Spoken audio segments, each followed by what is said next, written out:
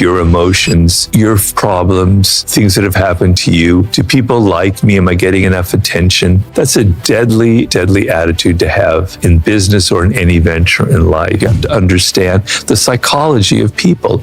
You could have the best product in the world. You put all the money into it. You don't know how to market it. What good does it do? People don't naturally want to buy your product. They don't want to listen to your music. They don't want to read your books. They're not interested in you.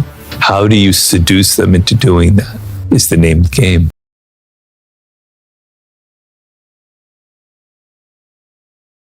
If you're the buyer of the product, you should be a little bit wary that they're giving it to you for free because they're going to come after you now. I gave you my book for free. Maybe I'm after something. So you have to be a little bit wary of that free gift. If you want something from somebody who's powerful, let's say you want them to fund your movie or whatever, you go to them and you go, you know, I kind of helped you out a little bit in the past, once before, or my brother worked for you and did a really great job. Can I get some help now for my project? Almost saying you deserve it because you did something for them in the past. Terrible, terrible approach. Terrible, the worst approach. Nobody wants to feel like they owe you anything, all right? And nobody really feels much gratitude. But the smart approach is you want funding for that movie or for a project. You do some research. And I tell you, research in any business before you approach somebody for a job or anything is absolutely essential. I find out this is something that he needs. He's always been trying to break into the movie business. He hasn't been successful, okay? All right, I'm going to package this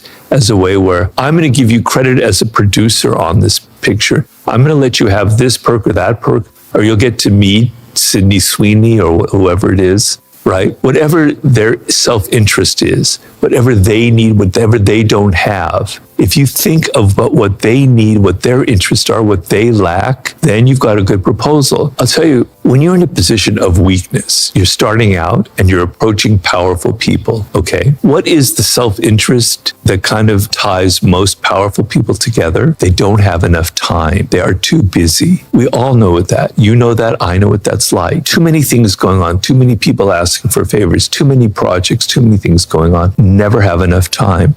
If you, in your proposal, and you're asking for them to do something for you, if what you're offering is to save them time, to make it so it's not so exhausting, you can organize something for them, that'll have a lot of power, that'll have a lot of impact, because that's in everybody's self-interest today. I don't waste a lot of my time because I have so much work, but the one thing I waste time on is reading about the NBA on all various websites, you know, particularly all the rumors about the Lakers and everything. I'm just a total junkie for that kind of stuff. The single most important skill to master is to be more focused outwardly. So the problem that you have is you're always inside yourself. You're always thinking about your needs, your emotions, your problems, things that have happened to you. Do people like me? Am I getting enough attention? That's a deadly, deadly attitude to have in business or in any venture in life. We're a social animal. So you might think that analytics and algorithms and data is what's going to drive your company. That's certainly a part of it, but the social aspect is equally, if not more important. What I mean by that is your employees, the culture of your group, the world at large, your clients, the global situation right now. These are social phenomena, right? You have to understand, you have to be so close to what people are thinking in the world today, what your employees are thinking, to what your colleagues are thinking, what your rivals are thinking. So you need to be continually laser focused outwardly on the world, on the trends, on what other people are thinking. You have to become a master observer of the social game, being able to read other people's psychology, being able to read and understand the trends that are going on in the world, where the world is going in 5 years. So get outside of all your emotions and your feelings and, oh, I'm not getting this. Oh, I'm such a victim. Oh, people don't like me. And be laser focused on other people, what they need, what they're thinking, what they're feeling. That's like a killer skill that you need to develop. You need to think of your 20s, which is by far the best years of your life. Let's get that straight first of all. It was the best years of my life, right? It's most exciting. You know, you're young, you look good, you got energy, you know, you dress well, probably, I hope. The thing that you want from your 20s is you want an apprenticeship, right? You want to learn. You want learning skills. You want to learn skills, solid skills, so that by the time you turn 30, which is the critical turning point in your life. I said the 20s are your most fun. The 30s are the key part of your life, which is my key part, the late 30s. When you're 30, you want to go, I had fun, I had adventures, I traveled, I dated, I did everything I wanted, but I also learned things. I learned A, B, and C skills. You don't have to learn just one skill. You can learn 3 skills, 3 things that you master, that you spent 7 years going into deeply. But if you wasted your 20s, if you just had fun, if you just did whatever you wanted to, by the time you hit 30, nothing will stick together, nothing will cohere. You've been stretched too thin. But if you're linear, laser focused, I'm just going to go to Goldman Sachs, I'm going to get a job, I'm going to get paid $150,000 a year. You're not spreading yourself out. You're not learning enough skills. You're not developing yourself inwardly. Learning a skill is a skill, but learning is a skill. And in order to learn, you have to be able to put up with boredom, frustration, and tedium. So if you're able to put up, because right now, young people have it really, really bad because things are so easy for them that they don't have the patience to learn something. They just want to get onto ChatGPT. Everything is fed to them. You need to be able to put up with the tedium, the boredom that learning a skill involves. I talk in Mastery about a guy named Paul Graham, Y Combinator, etc. Paul was one of the earliest people to get into AI back in the late 70s.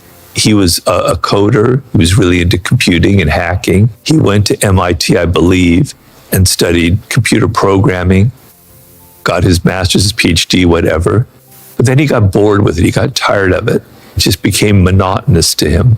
So he always was interested in painting and design. So he left New York and he went to Italy and he enrolled in an art school and he learned painting in Florence for like a year. He came back to New York. He was a painter in a loft and he heard on the radio that Netscape, which was the newest hot thing, was going to try and maybe use the internet to sell things. Now you might laugh at that, but at the early days of the internet, people didn't sell things on the internet, right? It wasn't a marketplace. And light bulb goes on his head, goes, I like painting, but I'm poor. I'm living in this loft. I have no money, but I know computer programming. I have a great feel for it, but I also know about painting. I know about design. I know what looks good. I have the skill set to make an incredible website, which will be the first website where you can actually build something and sell products for other businesses to build off of, right? He went and did that. And then I think it was Yahoo or somebody like that bought his company out for like $10 million. And that was the start of things. From that, he built always upward. But he developed 2 incredible, unrelated skills, computer programming, design, and painting. And then he combined them into creating this new company. Everyone's different, and it's good to have an idea of what you want and what you love when you're 18 or when you're in your college years, if you go to college. It's good to have a sense of what you love and what connects to you. But to be a specific project, a specific business, if you're too single-minded and you're 23 and you know exactly what you want, you won't have adventures, you won't have that freedom, that fluidity to learn different things, okay? So I would say generally around the age of 30, in your 30s, is when everything should start coming together. Now, things can go up and down. They can have a trajectory. I often think of Steve Jobs. So he's like Paul Graham. He had a background in design because really what Steve Jobs was a great designer. He had computing skills, but not on the level of Wozniak or people. His real interest was in the look of technology and the design of things, how things felt, how they felt in your hand, how they looked, okay? And so the reason I pick him out is your career can go like this, like this, like this, and it goes up, but there are going to be downturns. And how you handle those downturns are going to be extremely important. So nobody has a straight line up. So he has this design background. He starts the first iteration with Wozniak. He has Apple. They have success, but he's not good with people. He knows that. He admits that. And he burned himself out.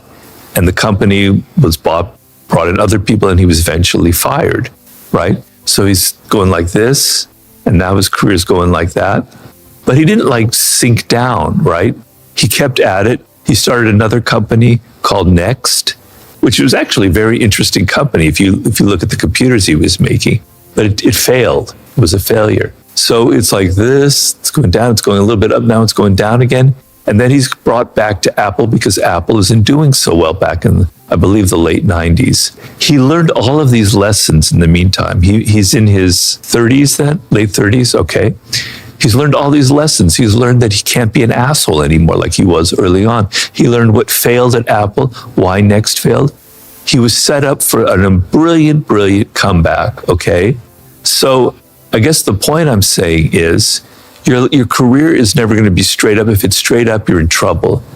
Your failures, if you're bold and you try things and it fails, you've learned lessons. Don't let it sink you. Let it be a lesson for your next project and have another iteration and go in a slightly different direction, as he did. He realized he couldn't start his own company, so he went back to Apple, but he completely revolutionized it and made it according to his own image. And what is money? I mean, think of it. It's a human invention that we have created. Now, why do I say that? Because money is pure psychology, right?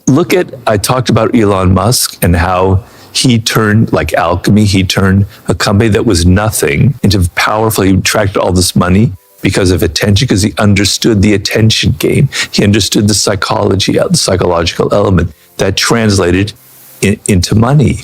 You look at the crash of 2008 and all of these people going into these derivatives and these real estate investments, right? Completely irrational. As looking back, it was like, what were people thinking? It wasn't based on anything real. It was based on a mob mentality, on lemmings going over the hill, all believing that because other people were signing off on it, I'm going to sign off of it, which is how bubbles always happen. Bubbles are classic examples of money as pure psychology. Some people now are speculating that AI is going to turn into a bit of a bubble because so many companies are throwing billions of dollars into AI right now, and it's not really paying off. It's not translating into productivity. It's not translating into profits. It could be a bubble. But I'm saying people follow trends. They put their money according to what they think is going to be good. Look at the stock market right now. The stock market is pure psychology. People believe something is happening. They believe in the future. They're optimistic. They're bullish. Well, let's invest. A slight turn in psychology, they become bearish. It's pure psychology. You have to understand that. I don't know why that seems so strange. It seems so obvious to me. How do you market things? You have to understand the psychology of people. You could have the best product in the world. You put all the money into it. You don't know how to market it? What good does it do? Marketing is pure psychology. What I wanted to do in The Art of Seduction was to show that seduction is a bit of psychology. It's a strategy. What ties all seductions together is people are resistant to you. Nobody is naturally open to another stranger. Seduction is getting those walls down, getting to crumble, getting to lower down to a point where they are going to maybe do what you want, where they're interested in your project, where they're interested in following, where they want to be involved with you in some way. It's the art of bringing all of their defenses down. And if you do it too directly, if you hit them with the hard sell, the walls just go back up because we're all wary of people who will give us the hard sell. But if you come from the side and you do the soft sell and you're gentle and you do like a viral approach, like everybody else is buying my product. I don't need to go out there and market it and have advertising. And most often, creating those kind of viral effects is by far the strongest marketing tool that you can have. And I have a chapter in that in The Art of Seduction. So you have to understand that people don't naturally want to buy your product. They don't want to listen to your music. They don't want to read your books. They're not interested in you. How do you seduce them into doing that is the name of the game. I mean, I'm really into health and fitness. Obviously, I had a stroke, so it's even a little bit more urgent from me. So there's some companies out there, some startups that have done really well. So I'm thinking of a company called Momentous, great supplement company. And I'll tell you what the most important skill is in the business world. We talked about it earlier, but there's something else, which is everything now is so inhuman.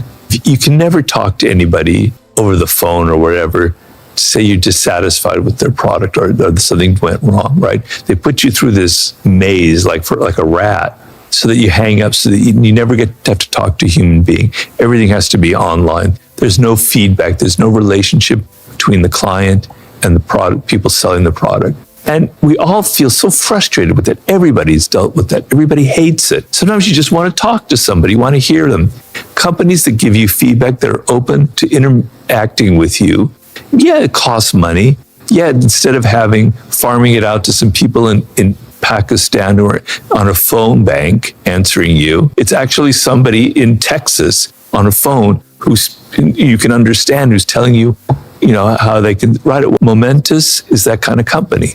Great products, really well managed, really well put together, some of the best supplements that you can find, and they're friendly. They're open to you. They interact with you. I'd send some flowers to them.